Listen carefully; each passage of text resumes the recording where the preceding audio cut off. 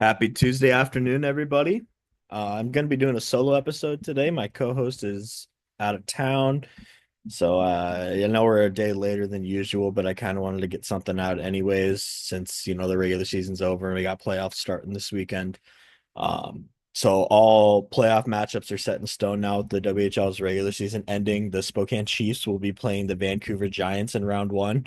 Um, honestly, I think that's going to be a hell of a series. I think the Chiefs have a pretty good chance to come out on top of that. I would say maybe 5 or 6 games. Um, Obviously, Vancouver has some pretty skilled offensive talent and great goaltending as well. They got Cameron Schmidt up front, their leading scorer, 40 goals and 38 assists for 78 points on the year. And then Ty Halliburton, Jaden Lipinski, Connor Levis, just to name a few. But Mazin Leslie on the back end, 21 goals, 51 assists for 72 points as a D man. And then Burke Hood, obviously their goaltender in net, who's had a really, really good season, 3.13 goals against average and 91% save percentage, 19 wins, 13 losses. So it's going to be a challenging series to say the least. The Chiefs are going to have to figure out a way to kind of adjust their style of play a little bit. I think, between Andrew Crystal, Berkeley Catton, and Shea Van Olm up front, I think that they might have to kind of switch those lines around a little bit and then just throw them out there together when, we need some scoring or uh something like that. I think that with the way that playoff hockey is and how it differs to the regular season is going to be a true test to these guys in their first round. Obviously, we have some guys with playoff experience now. We have guys that we've acquired throughout the years: Sam Oremba, Smith Redmond, Shea Van Olm obviously was in the Memorial Cup with Kamloops and with Edmonton a few years back. So, and then we got, talented coaches that have been there before. The winningest coach, highest winning percentage coach in WHL history, and Brad Lauer. Brian Pellerin's been around for a long time. And then obviously we have Jake Toporowski, who's a guy that's a couple years into coaching, and he's obviously very good at it, and he's a quick learner because he's already bumped up to the WHL level. So, uh, yeah, overall, I'm liking our chances. I think it'll be a pretty back and forth series. You're not going to see guys doing all the fancy stuff that they had been doing, in the last half of the season with just trying to get fancy and score that way. It's going to have to be, dump and chase, gritty, crash the net. That's how you're going to be able to score in the playoffs, especially against a goaltender like Burke Hood. And quite frankly, we get past Vancouver in the first round, it's not going to get any easier because all the teams that are here, they're here for a reason. So if you listen to our episode last week with Mike Boyle, we talked about how it's pretty much just a completely new season. Anything can happen with the teams that made it into the playoffs. And I think we're really going to see that. And I think a lot of Chiefs fans are excited because we haven't seen, a competitive team like this in, well, 6, 7 years now. So it's going to be really nice to see. I'm definitely looking forward to watching the 2 games this weekend on my TV back here. So um, yeah, overall, like I said, I'm really looking forward to this series, and I think Vancouver is going to be a good test for us in the first round. And then looking at the final regular season standings right now, the Western Conference number one seed Everett will be playing number 8 seed Seattle. And this is a series that I think is going to be really interesting. I think, Seattle got really, really hot in the last I don't know, 20 or so games of the regular season, ever since the trade deadline. They traded away some big pieces and guys like Sawyer Minio, and they kept on to goaltender Scott Ratzlaff, and he's honestly kind of led Seattle in this push to get that eighth spot. They ended up with 65 points, 10 ahead of Wenatchee in ninth. So pushing a near 500 record on the season, 30, 33, 4-1 to 65 points. So Seattle and Everett first round. Seattle's played Everett really tough this year too. So I think that that's going to be a really good series and something that you're going to want to keep your eyes on. Because I'll tell you what, if for whatever reason the Chiefs run into Seattle, I don't want to play Seattle in the playoffs. The way that they played us toward the end of the regular season, I mean, they're just gritty and they do all the right things. They play playoff style hockey because they obviously they don't have the same number of skilled guys that, teams like Everett or Spokane, Victoria have. So they have to play that way, and it works. It's a style of hockey that I think a lot of teams are, lacking these days. You see a lot of teams in these, year-long rebuilds, and they don't adapt to that style of play, and that's a style of play that's really, scary and deadly come playoff time. So I'm obviously I'm hoping for a Seattle upset over Everett, but I could see that series going at least 6 or 7, in all honesty. Second seed Victoria will face seventh seed Tri-City. That's one that I'm not really too sure about either way either. Tri-City had that really hot streak in the first part of the season, pushing the Christmas break, where they won, I think, 12 and 11 or 12 in a row. Victoria came on really hot in the last half of the season. The midway through the season last year, they got the new coach. And ever since then, they made a couple of huge acquisitions at the trade deadline, getting Kenta Isagai from Wenatchee and a couple other players to that they've really made some noise, and they actually ended up beating out Prince George for that second overall seed in the West, and first place in the BC division. So Victoria is a team that the Chiefs have played very well against. But Tri-City is a team that, the Chiefs won the season series 6 games to 4, I believe. But they split down in Tri-City, pretty dominant on home ice. I think we only lost one or two of them on home ice. But yeah, I mean, that one I could see going either way. I could see Lucas Mateka stealing a game for them, a couple of games for Tri-City for sure. Tri-City's big guns have got to come out strong and, get pucks past Jaden Krause for Victoria, because they got a pair of really good goaltenders over there in Victoria with Krause and Johnny Hicks as well. So, you're going to look for guys like Charlie Ellick, who was acquired by Tri-City at the deadline from Brandon, Jackson Smith on the back end, and if they end up getting Tyrell Goldsmith back after that scary injury that he had against Seattle toward the end of the year, their back end is pretty gifted with some young offensive talent, and Tyrell Goldsmith being a shutdown D man in his I think it's his 19-year-old season this year, but yeah, nonetheless, that's going to be a hell of a series too. Obviously, we already went over Spokane, Vancouver, and this is a series that I think could go 7. It could be a complete bloodbath between Prince George and Portland. I mean, Prince George doesn't necessarily have the same firepower that they did last year. They still have fantastic goaltending with Josh Ravensbergen, and former Chief Cooper Michaelick is the other goalie there too, and they both played really well all season. Consistent, I would say. 41-21, 4-2 record for PG. Portland, on the other hand, obviously they've been kind of tops in the US division over the last, decade plus. Sitting right in the middle of the pack right now with the fifth place spot, 36-28, 3-1, 76 points. So I know Portland and Prince George have played a pretty even season series. So I think that this is another series that could go 6, maybe 7 games. It could be a complete bloodbath. I think the travel could impact the players a little bit, going back and forth. I'm sure that they're gonna do the 2-3-2 style series again, just kind of how the Chiefs are doing, but they're doing 2-3-1-1 because the Chiefs do have home ice but have to start on the road due to the women's NCAA tournament at the Spokane Arena this weekend. So which I'm fine with. I think, if you can steal one on the road in Vancouver, then, knowing that you're coming back home and you have 3 straight games here, I like our chances there a lot. But yeah, nonetheless, playoffs coming up here in 2-3 days, and the real fun starts for the next couple of months here. So we'll recap the last couple of games and a couple other extra little things here and there.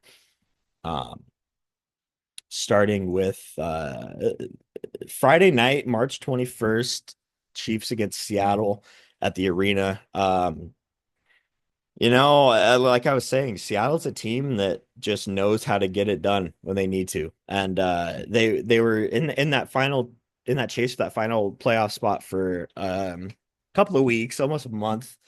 and they've just been playing really, really strong, just really competitive hustle hockey, and it paid off for them because they got into that spot and they ended up kind of making a huge jump over the teams chasing them in that spot as well.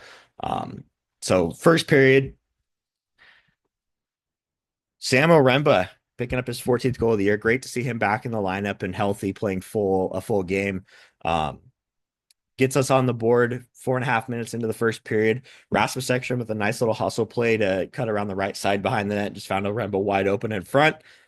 And then Braden Sherman for Seattle scores late in the first period, tied at one after one. Second period, Seattle scores two really quick goals. Coster Dunn is first of the night, and Hayden Pakala. So Seattle's got a 3-1 lead at this point. Thankfully, about a minute and a half later, Cam Parr would deflect a nice shot from Braden Crampton at the point for Cam Parr's fourth of the season. Uh, and then so it's 3-2 at that point. About a little after halfway through the second period, Shea Van Olm scores his 49th goal of the season. Really nice breakaway goal. Nice breakout pass from Andrew Crystal, all the way from the defensive zone. Found Van Olm wide open right at the blue line. He made a real nice move to tuck it backhand on Grayson Malinowski for his 49th goal of the season. And then about 2 minutes later, Andrew Crystal scores his 48th goal of the season. Coster Dunn early in the third period gets Seattle back into it, ties the game back up at 4 with his second goal of the night. So it's 4-4 about halfway through the period. Chiefs get out of getting a power play and get some good pressure, good chances on Malinowski. Braden Crampton finally breaks through with a snipe from the point for his 10th of the season on the power play. So it's 5-4 Chiefs at that point. About a minute and a half later, Andrew Crystal and Brody Gillespie go on a 2-on-1, and Crystal with a perfect tape-to-tape pass to find Brody, snipes at 5-hole for his 8th goal of his 16-year-old season. Chiefs got a 2-goal lead at that point. Things are looking good. And then late in the game, about 3 minutes left, Coster Dunn walks in and snipes his third goal of the night, 26th of the season, to get Seattle within one. They pull the goalie once again, and about 30 seconds left in the game, Braden Sherman scores his 13th of the year and ties the game. So at this point, we are going to overtime. In the overtime, both teams had some good looks. I mean, 30 seconds left in the third period, they got that goal from Seattle to tie it. Chiefs got some great offensive zone pressure from that top line right afterwards. Andrew Crystal finding a wide open Shea Van Olm on the right side, sniped it off the far post. Would have been his 50th goal of the year and game winner with 2 seconds left in the game. Unfortunately, it hit the post and bounced out, so that didn't end up happening. So we're going to overtime. Some good chances back and forth in overtime. And probably a minute or so left in overtime. Braden Crampton gets a really, really good look from between the dots, snipes it past Malinowski, hits the crossbar. The crowd erupts. The goal light goes on. You think it goes in. I personally, from my viewing point, thought it went in. It looked like it had hit the back bar. It was kind of more of a clunking bar sound as opposed to like the actual crossbar ping. Crampton was pretty sure it was in. Puck came down the other way, covered by Cowan. They go in to review it. No goal on the play. Watching the overhead replay, it clearly went off the crossbar. So we go to a shootout. In the shootout, Chiefs notoriously not very good in shootouts for whatever reason. Chiefs first shooter, Shea Van Olm, didn't score. Braden Crampton second, didn't score. Braden Sherman for Seattle with the lone goal of the shootout. And Berkeley Catton had the third opportunity to try to get back into it. Unfortunately, got stopped by Malinowski. So Spokane chokes away the lead late and ends up losing by a score of 7-6 in a shootout to Seattle. So, a bit of a bummer there. You obviously uh, you don't want to see a loss like that, especially late in the season going into a playoffs on a team that's pretty promising. But like I said, the Seattle team is just gritty and they know how to get it done. Chiefs had one more regular season game the following evening, Saturday night in Tri-City. Really good game overall. I think the Chiefs dominated again offensively. But once again ran into a hot goaltender in Lucas Mateka. He was lights out and he was stopping everything. Rasmus Ekstrom Scoreless first period. 2 minutes into the second period, Rasmus Ekstrom with a shot that gets deflected off a Tri-City defender and into the back of the net to give the Chiefs a 1-0 lead. And that's the way it would stay through the entire first two periods. And 30 seconds into the third period, Brandon Wynot gets his 26th goal of the season. Finally gets one past Carter Essler, who started in net. I think as he played a great game, made some huge saves, especially midway through the first period. Tri City had a couple of power plays, and he came up strong on both of them. But yeah, so tie game there. Rasmus Ekstrom and Andrew Crystal combined for another nice goal about 5 minutes into the third period for Ekstrom's second of the night, 26th of the year. Uh, Brad Lauer switching up the lines in this game as well. I believe the top line had Berkeley Catton, Mathis Preston, and Chase Harrington in that top line. The kind of line that was still trying to kind of find its groove throughout the game. Second line put together, best line all night. They got three of the four goals for the Chiefs. And that was Rasmus Ekstrom, Andrew Crystal, and Samo Remba. I mean, those guys, for whatever reason, just clicked. And Rasmus kept getting it past Lucas Mateka. And then Samo Remba, about 2 minutes after Ekstrom's second goal in the third period, picks up his 15th of the season off a Will McIsaac shot. So the Chiefs have a 3-1 lead about halfway through the third period. And then I'm sure future Chief killer, because he's a hell of a player, Jackson Smith scoring his ninth goal of the season on the power play to get Tri-City within one. And then 2 minutes later, Mathis Preston with a beautiful redirect of a Braden Crampton shot from the point to give the Chiefs a 4-2 lead at that point. Tri-City would get another power play just under a minute left in the third period on a questionable penalty. Sage Weinstein went to take a shot. His stick broke. Puck stayed at his feet. He dropped his stick in front, and the Tri-City skater skated the puck into the stick, and the referee called an interference penalty. I think that's a very, very, as Mike Boyle would say, a head shaking call. I'm not a fan of that at all, and I think that really kind of screwed the Chiefs, and it's a good thing that we already had a little bit of an extra cushion. Because Jackson Smith would score once again on the power play for his second of the game and 10th of the season to get Tri-City back within one. But that would cap the scoring though. The Chiefs ended up being able to hold them off the rest of the game to pick up 4-3 win and clinch the series win against the AMs. So, obviously great to get that final win of the season in the final game, and get kind of go off to the playoffs on a high note, especially after that kind of sour loss the night before. So let's talk about on Friday night. They pregame, they did the 2024-25 awards for the players. We'll just name them off really quick, and then we'll get this episode uploaded here. I'm battling a chest cold, so if I sound a little bit odd, that's why. I can already tell my voice is starting to hurt a little bit. So we're gonna wrap this up here soon. Terry Bartman Players Player Award goes to Owen Martin. That's the Player of the Year selected by fellow teammates. Two co-player of the years this year, which I think is kind of interesting. I don't think the Chiefs have done this before. Berkeley Catton obviously had himself a hell of a year. 38 goals. He had 70 some assists for 109 points, I think. And then Dawson Cowan, I mean, he took that number one role and rode with it all year. And he's the guy. He's the guy going into the playoffs. And he's known that he's the guy since the day that Cooper Michaelic was traded out. And I think he's done a hell of a job with that. And I couldn't think of a better guy to lead us into a championship run in the postseason here. So congrats to Burke and Cowan. John Hitman Hearn, Defenseman of the Year, goes to Braden Crampton. 10 goals and 61 assists on the regular season in his 20-year-old year. Rookie of the Year, no doubt about it. In my mind, Mathis Preston, 23 goals on the year. Just a guy that's going to be an absolute menace for goaltenders here in the future. Humanitarian of the Year, kind of the guy in the community that does everything and not afraid to go out and talk to people and do all these community events stuff. Shea Van Olm, no shock there, knowing the guy's personality. Ken Rabel, most sportsmanlike player of the year. Owen Shetler, least amount of penalty minutes on the team. Scholastic player of the year for high schools, Cohen Harris, and Scholastic player of the year for college is Smith Redmond. So congrats to all the award winners. We're going to go ahead and wrap this episode up now. My voice is definitely fading even more, so I'm gonna go and rest up and get ready for Friday night, 7 p.m. up at the Langley Event Center, the Spokane Chiefs and the Vancouver Giants get the WHL playoffs underway in 2025. So, um, after the first two games, we'll have my dad's coming back, I think Sunday or Monday. So we'll get a new episode put out before the home playoff game starting on Wednesday.